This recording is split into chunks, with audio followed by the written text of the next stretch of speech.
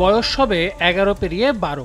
রঙিন বই নিয়ে স্কুল যাবার বয়সে একরকম বিবর্ণ হয়েছে নয়নের জীবন মলাট। বইয়ের জায়গায় তার সঙ্গী এই সেলাই মেশিন, স্কুলের জায়গা করে নিয়েছে এই জীর্ণশীর্ণ কারখানা। অল্প বয়সে কাজের মধ্যে জড়িয়ে পড়া প্রতিটি শিশুর রয়েছে আলাদা গল্প। প্রায় ক্ষেত্রেই শৈশব বলির কারণ আর্থিক অসচ্ছলতা। জীবনের উত্থান পতনের গল্পগুলো ঘুরে ফিরে সংসারের হাল ধরার।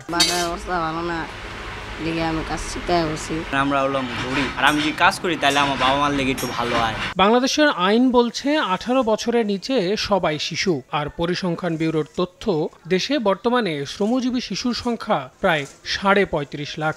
যারা শিশুদের কাজে নিচ্ছেন তাদের দাবি মানবিকতা থেকেই কাজ করানো। রাস্তাঘাটে ঘুরে আমরা কাজ কাম শিখে অথবা ফেটে মাথে দিই। এ তো গেল মুদ্রার এপিঠ, ওপিঠটাও কম বন্ধুর নয়। পথশিশুরাও আর্থিক অনটনের কারণেই যুক্ত হচ্ছে নানা অপরাধে। এরা বড় হয়ে যুক্ত হচ্ছে কিশোর অপরাধে, যা দিনকে দিন পরিণত হচ্ছে অন্যতম এক সামাজিক ব্যাধিতে। কাজে লইলে আমরা বলে চুরি করে যাবো, তার জন্য কাজে লইলে অনেক সময় অনেক মানুষরাই বলে তোমার অনেক জায়গায় বোমা মারতে, ইট ভাঙতে, গ্যালাস ভাঙতে। বলা হয়ে থাকে শিশুদের হাসি যে কোনো ধরনের সমস্যার সমাধান করতে পারে। তবে বাংলাদেশ পরিসংখ্যান ব্যুরোর তথ্য বলছে 5 থেকে 17 বছর বয়সী দেশের প্রায় 10 লাখ শিশু এখনও নানান সব অপরাধে জড়িয়ে পড়ছে একমাত্র এই দারিদ্রতা বা আর্থিক অসচ্ছলতার কারণে।